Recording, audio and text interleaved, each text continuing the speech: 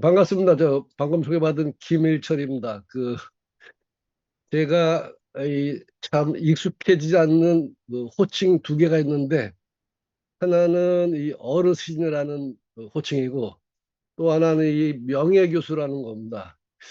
이 들을 때마다 적응이 안 되고 꼭 내 주변에 누굴 부르는 건가 두리번거리곤 합니다. 이 명예교수란 말은 특히 이거 말고 다른 적절한 용어가 있을 것 같은데 뭐 전직 교수라든지 퇴임 교수라든지 좀 적응이 안 되고 있습니다. 어, 시작이 없어서 먼저 저한테 발표하실 기회를 주신 학회하고 우리 남인영 회장님께 감사드립니다. 음,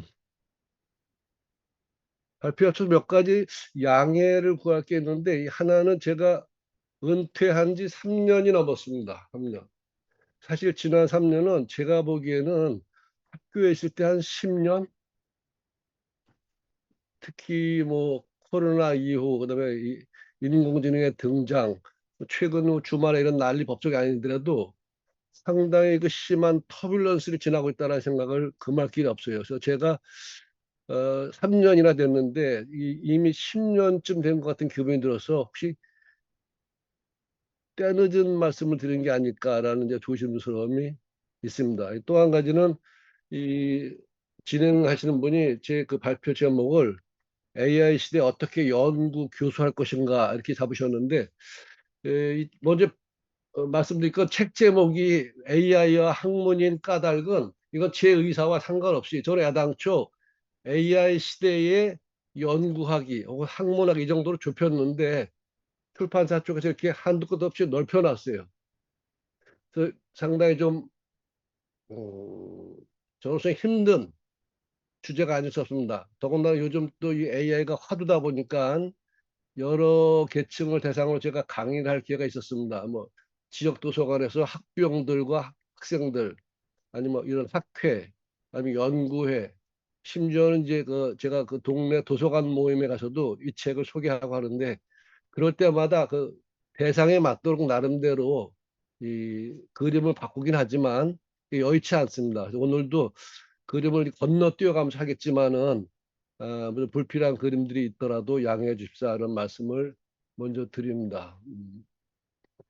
어, 아까 그 사회에 보신 분들이 제 소개해 주셨는데 전좀 대학에 20년 있었고 그전에는 이제 기업에 한 20년 있었습니다. 그래서 제가 남 교수님이 와테프 이 발표를 요청하실 때 이게 나하고 딱 맞는 학회다. 특히 그 뒷부분에 미래 전략이라는 부분이 붙어 있더라고요. 제가 2015년에 하와이 대학교 짐 데이터 교수 초청으로 미래학 연구소에 1년 가 있었습니다. 저 뭐 대부분 그러시겠지만 저도 미래에서 남다른 관심이 있어갖고 이런 부분에 대한 책을 들여다보고 그러는 와중이었던 차에 이런 학회가 있기 때문에 이제 반가운 마음에 제가 이제 참여를 하게 됐습니다.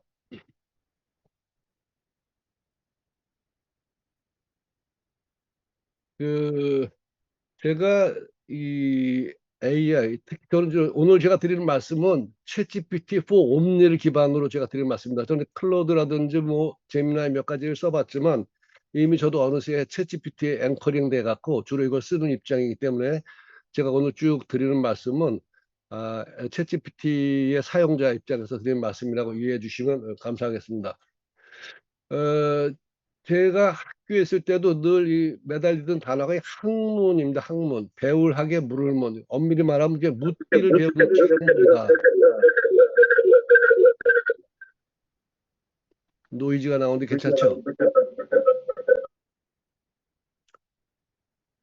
이제 오른쪽에 이 오바마가 2010년에 그 한국 부산에 왔을 때 에이펙 마지막 날 특별히 한국 기자들에게 질문 기회를 준 이 동영상을 아마 대부분 많이 보셨을 거예요. 그렇죠? 끝까지 마지막 순간까지 한국 기자들이 질문을 못하고 북경 기자한테 그 기회가 넘어갔죠. 그 그림을 보면서 저는 이제 저들이 얼마나 그 질문을 하고 싶었을까. 마치 그 서커스단에 묶여 있는 커다란 코끼리처럼 아무리 질문을 하고 싶어도 누가 손을 붙잡고 있는 것처럼 손을 못 올리게 된 그 배경이 뭘까. 제가 그래서 뭐 북경이나 심천 혹은 하와이나 노스웨스턴 같은 데서 강의를 할 기회가 있었는데 수업이 질문할 사람을 물어보기가 조심스러울 지경으로 질문이 쇄도하는데 우리 학생들은 Recording in progress. 선생님들도 그러시겠지만 거의 안 하죠. 꼭 질문해야 될 학생은 수업을 마친 다음에 교탁 앞으로 다가와서 슬며시 물어봅니다. 왜 엄마 진작 질문하지 않았냐 그러면 답이 다 똑같죠. 틀릴까 봐요. 질문에 틀릴까 봐라든지 뭐 남들이 뭐랄까 봐 이런 천편일률적인 대답을 하죠. 이 왼쪽 아래에 있는 이 Start with Why라는 이 그림도 제가 오바마 영상 못지않게 학생들한테 지겨울만치 보여준 동영상입니다. 이 사이먼 스낵이 쓴 이 책은 뭐 유튜브에 들어보면 1억 5천만 뷰를 넘어가고 있죠. 왜 우리 학생들 질문하지 않을까?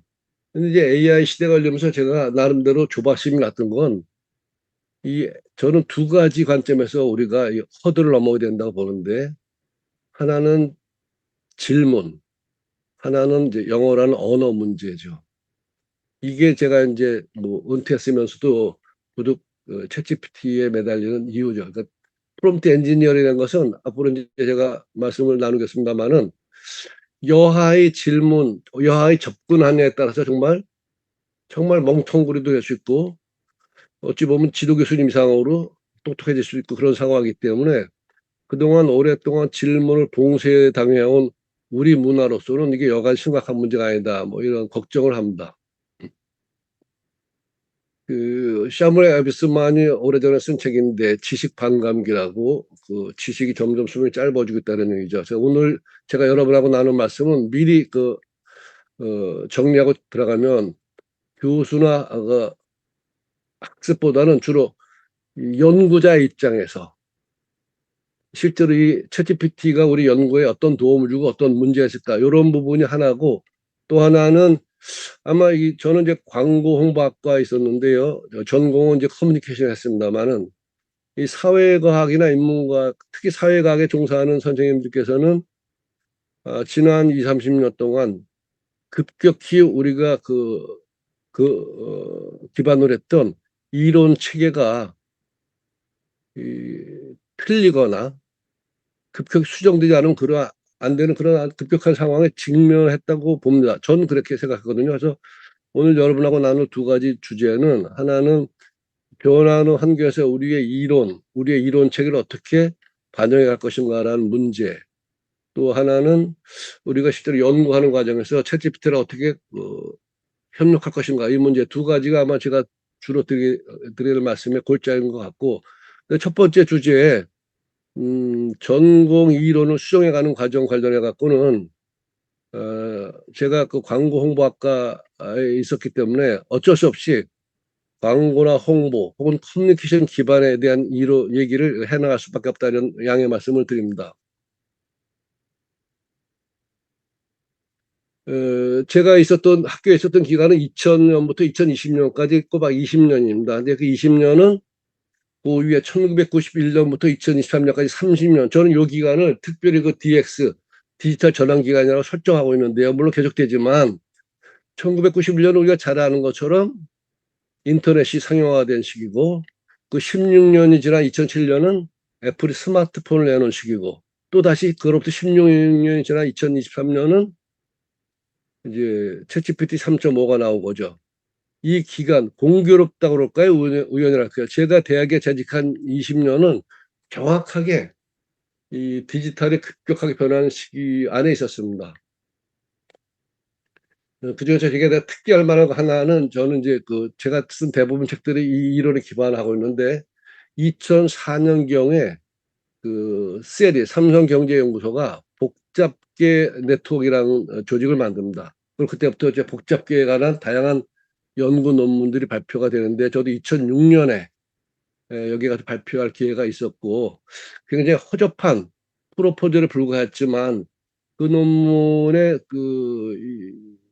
접속이 10,000건이 넘었습니다. 그건 뭘 말하냐면 많은 연구자들이 뭔가 기존 이론의 한계를 절감하고 새로운 대안에 대해서 고민하시는구나. 이런 정도를 저는 이제 깨달았던 거죠.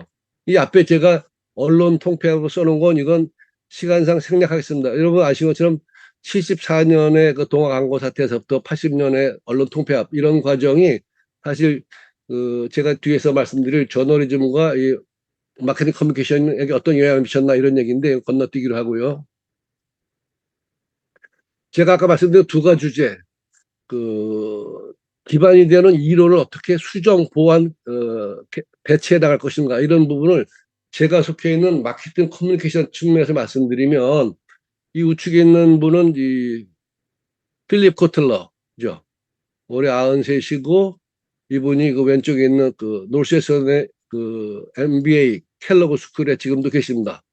제가 최근에 인터넷 들어가 보니까는 64년째 근무하고 계시더라고요.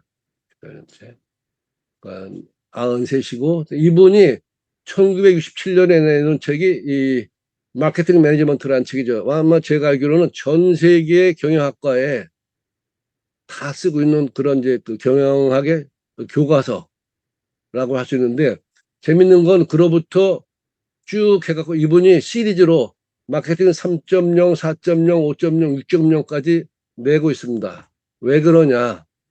마케팅 이론이 안 맞으니까. 뭐 이런 식으로 정리할 수가 있는데 이건 중요한 게 아니고 왜 안 맞느냐? 왜?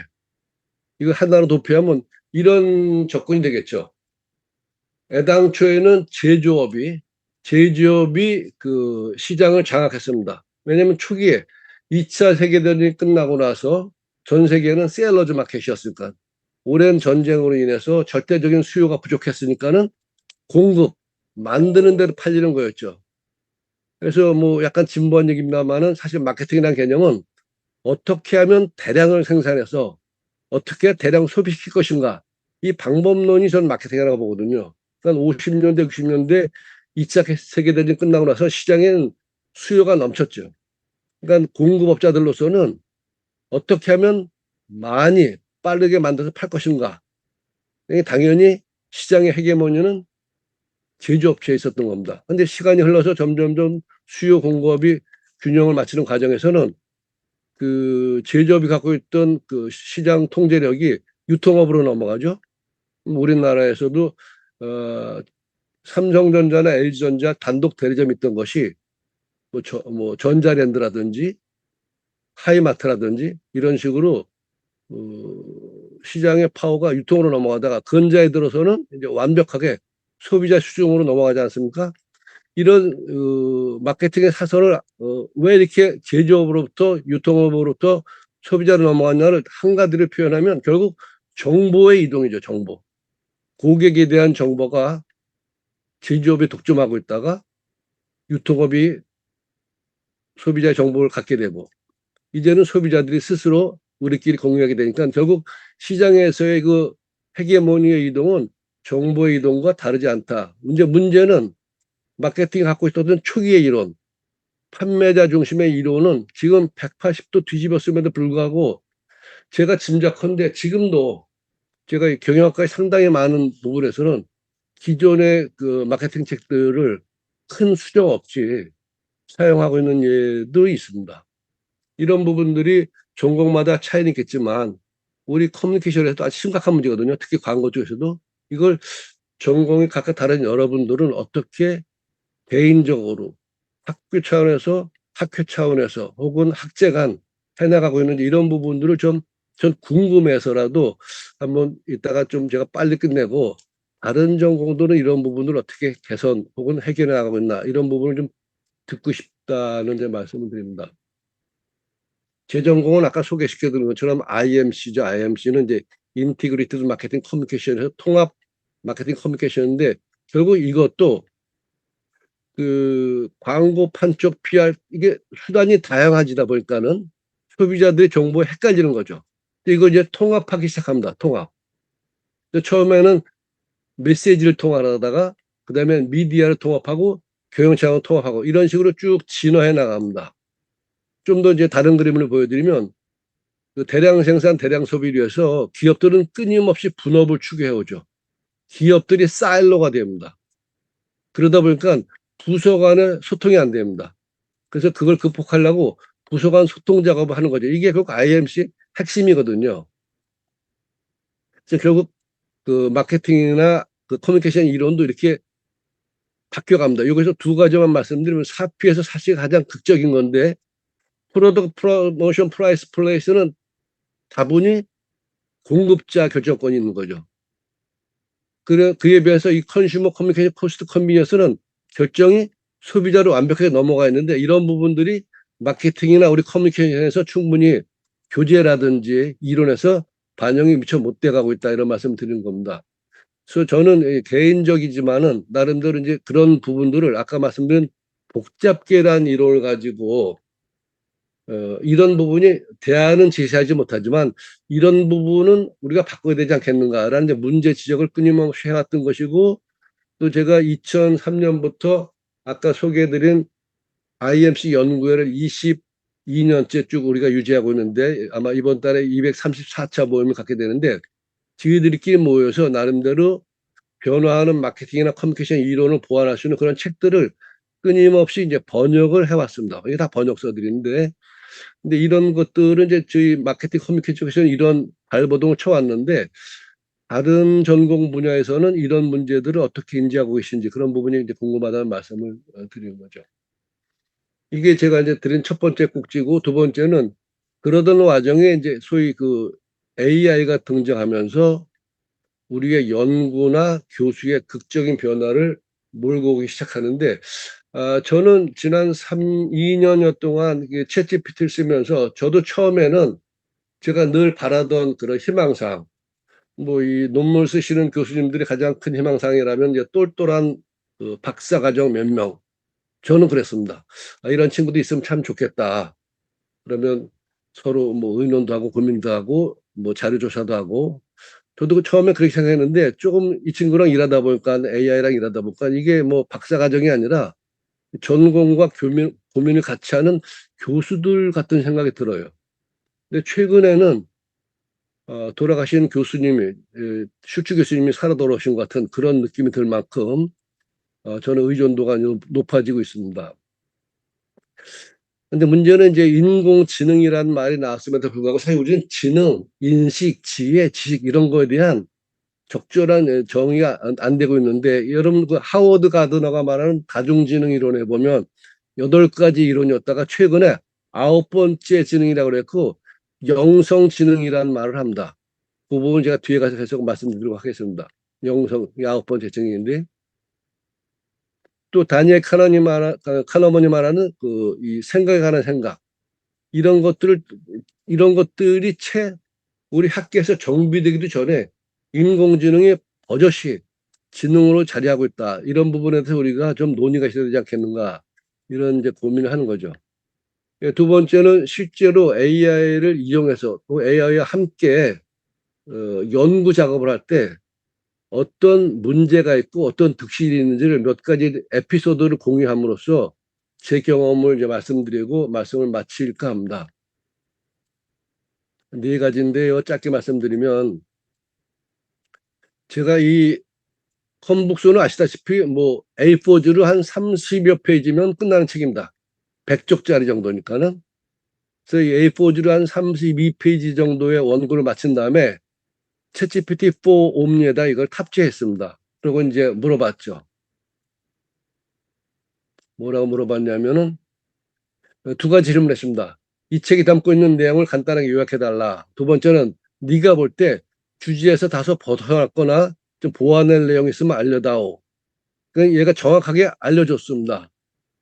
하지만 이제 이런 식으로 알려줬죠. 주제에서 다소 벗어난 문장과 쪽본을 지적해 줬는데 제가 읽어보니까 상당히 그럴듯해요. 또 보완해야 될 내용에 대해서도 저자 입장에서 보니까 이런 부분을 보완했으면 좋겠다라는 욕심이 들었습니다. 하지만 이런 내용은 제가 서문에다가 후기로 집어넣고 그냥 책은 그대로 냈습니다. 그러니까 아마 서문에다 후기를 달기는 처음 있는 일인데 이런 식으로 이제 처리했던 거죠. 무슨 말씀을 드리냐면은 그 200페이지 책이라 하더라도 이 친구에게 검토를 시키면 저자 입장에서 누락됐거나 중복된 부분을 정확하게 잡아내더라. 이런 말씀을 이제 드리는 겁니다. 이 할루시네이션 이건 이제 유치할 정도로 이제 뭐 한심한 이런 경우는 대부분 우리가 이제 얼마든지 피해가죠. 알파 사고에 대해서 알려달라고 그러니까 얘가 이제 어떤 액시던트를 얘기하는데 그게 아니고 그 논리와 이성으로서 사고 이런 부분은 우리가 얼마든지 곤란할 수 있는데 제가 처음 당황했던 이제 할루시네이션이 이겁니다. 제가 쓴 책 중에 웰 아우팅이라는 책이 있습니다. 2018년에 쓴 책인데 이 책의 저자가 누구냐고 물어보니까 윤홍근 박사가 쓴 책이라고 그래서 제가 검색을 해봤습니다. 전혀 저하고 상관없는 사람이 나오길래 제가 다시 물어봤습니다. 김일철이라는 이름을 밝히고 김일철이 쓰는 웰아우팅이 있다. 그러니까 이 친구가 뭐 정신과 의사인 김일철을 얘기합니다. 그래서 제가 또 찾아봤는데 그런 사람은 없습니다. 세 번째는 광고 홍보과 교수라고 밝혔습니다. 근데 원준식이라는 사람이 필명으로 낸 책이라고 세 번째 다른 말을 합니다. 그래서 끝내 네 번째는 제가 동의대학교 광고 홍보과 교수고 내가 쓴 책이다. 라고 하니까 어김없이 사과의 말씀과 더불어 이제 정보를 제공합니다. 그럴 일은 없겠지만 누군가가 웰아우팅이라는 책의 저자를 검색한다면 첫 번째나 두 번째 혹은 세 번째를 결코 넘어서지 못할 것이다. 그러니까 제가 학생들이 이제 번역기가 탁월해지니까는 앞으로 영어 공부가 필요 없지 않느냐는 얘기를 할 때마다 직장에 가서 상사가 번역해 오려면 번역기 집어넣다가 갖다 줄 거냐, 잘못됐다면 번역기 탓을 할 거냐 이런 얘기를 하곤 합니다. 어찌 보면 이 인공지능의 등장은 이전보다 훨씬 더 탁월한 영어 실력을 요구하지 않을까 이런 염려를 하는 거죠. 세 번째는 저도 이제 창의력에 대해서 한국인이 창의력이 뛰어나다는 생각을 하고 그런 자료를 많이 인용을 했었습니다. 우리가 뭐 국제 수학이나 올림피아드에서 얼마큼 학생들이 우수한지 이런 걸 들어서 우리 학생들이 창의력이 뛰어나다고 그랬는데 챗GPT를 데리고 창의력에 대한 논의를 해봤습니다. 제가 갖고 있는 명제 중에 하나는 인티그리티가 인티그레이션의 어원이다 라는 말을 가지고 이 친구에게 이제 질문을 쭉 해나갔습니다. 뭐 그럴 수 있지만 좀 무리한 대답이다. 근데 제가 이제 그러면 인테그러티라는 단어를 한국말로 바꿔볼 수 있겠냐. 지금 시중에 나오는 대부분 책은 인테그러티를 그대로 인테그러티를 쓰거나 아니면 성실함, 착함 이런 정도 쓰고 있는데 적합하지 않죠. 근데 이 친구가 며칠 동안 저랑 채팅을 하면서 참직함이라는 단어를 만들어냅니다. 참직함, 참직성. 이 단어가 나온 이제 과정을 계속 제가 추궁하니까 이게 제너레이티브화 되는 거죠. 그래서 제가 제너레이션과 크리에이티브가 어떻게 다른가를 계속 물어봅니다.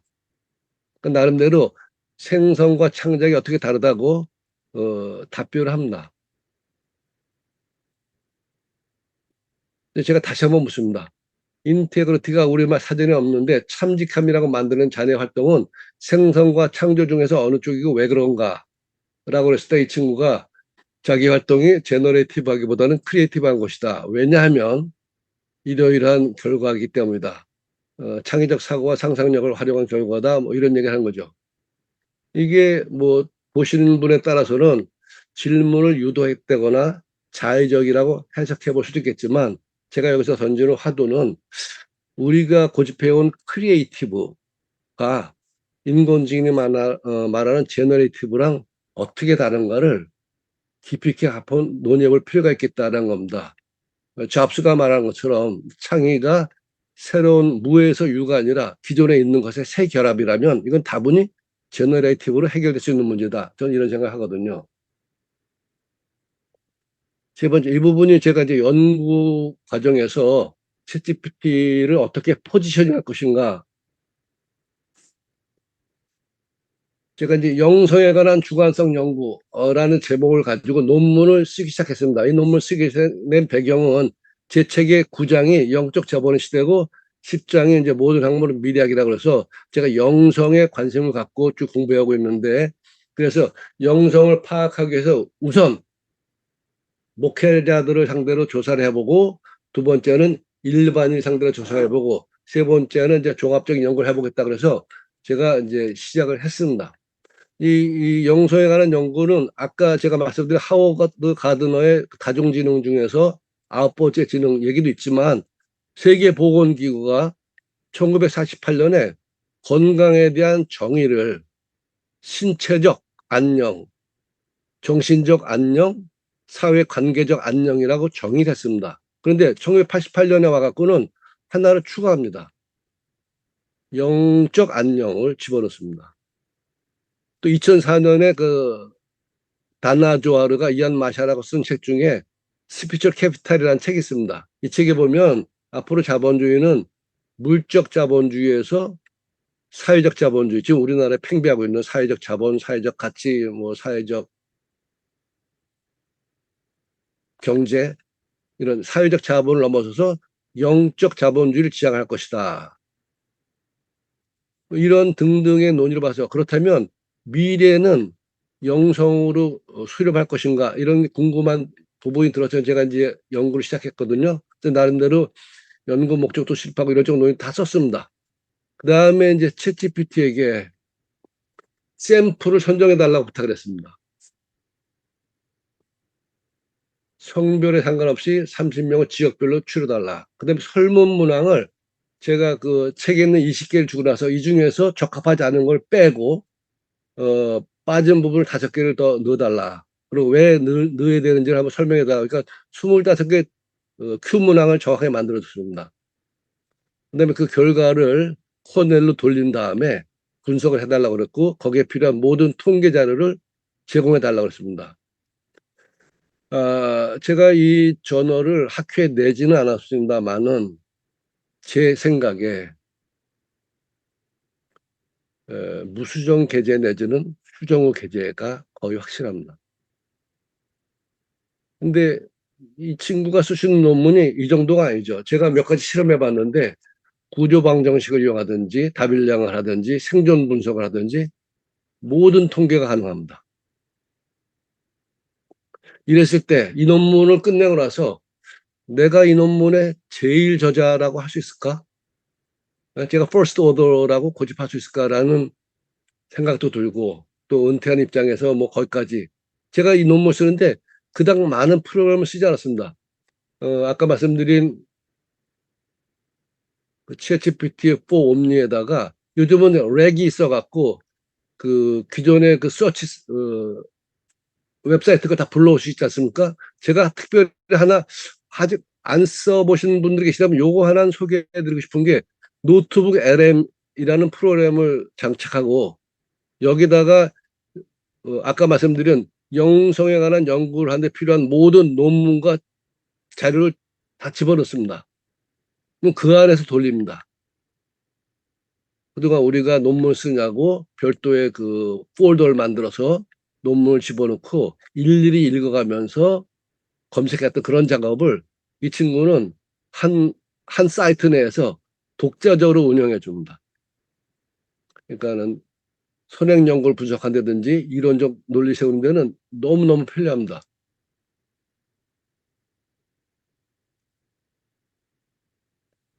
저 이제 이런 두 가지, 아까 말씀드린 우리의 기존 이론을 어떻게 수정 보완해 갈 것인가, 또 연구에서 이걸 어떻게 반영할 것인가. 이제 앞으로 좀 더 확대하면 현업에 계신 교수님들은 이걸 강의할 때, 또 평가할 때, 레포트 받을 때, 뭐 일파만파겠지만 그건 차치하기로 하고, 저는 이제 이런 부분들이 좀 집중적으로 논의돼야 되지 않을까라는 생각합니다. 그래서 오늘 제가 굳이 여기 와서 이런 말씀 드린 것도 이런 담론을 한번 공유해 보고 싶은 그런 생각에서죠.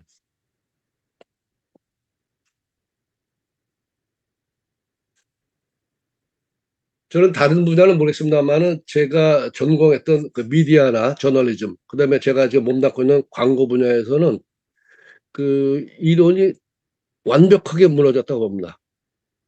제가 그 광고업계에서 금과 억조로서는 SMCR, 소스 메시지 채널 리시버라는 리니어하고 시퀀셜한 이론은 지금 뭐 어불성설이죠.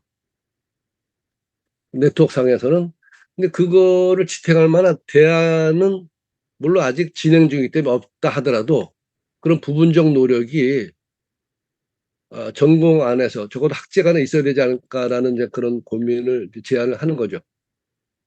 또 정보를 수집하고 과거가 운영하는 방법에서 근본적 변화가 일어나고 있다는 거죠. 더 근본적인 문제는 저는 이제 뭐 학교를 떠났습니다만은 주니어가 시니어를 앞지르는 거죠. 정보 수집 과거 운영 면에서.